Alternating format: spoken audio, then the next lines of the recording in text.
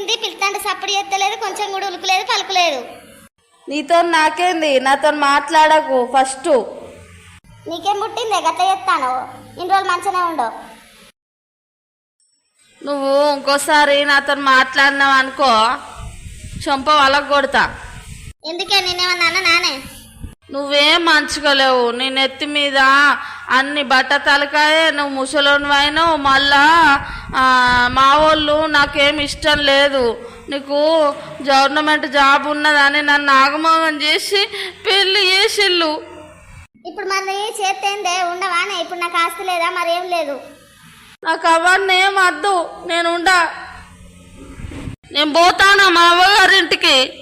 బట్ట తలకాయ మీదకి వెళ్ళి బస్సు పోయేటట్టున్నది, ముందట బొత్త ఉన్నది, మొత్తం ముసలోనివి. నీతో నేను ఎట్లుండాలి? పెళ్లికి ముందు తెలియదానే నీకు ఈ ముచ్చట? నన్ను బాగా ఏడుతా అంటే ఒప్పించి చేసిళ్ళు. నేను పోతానా ఇక మంచిగా. నాతోటి అయితలేదు, నేను ఉరుక్కుంటా పోతానా. నిన్నెందుకు చేసిందో మా అమ్మగారింటికన్నా ఉంటా. ఇక నువ్వు నాకు వద్దు. పోతున్న బావ మళ్ళా నేను రాను.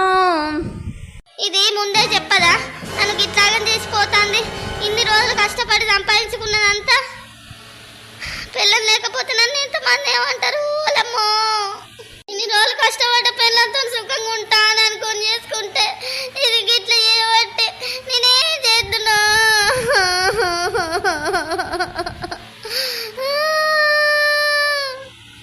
గవర్నమెంట్ జాబ్ కోసం కష్టపడి 40 సంవత్సరాలు తలకాయ మీద బట్ట తలకాయ రాకపోతే పొట్ట రాకుంటే మరి ఇంకేమత్తాయో దీనికి?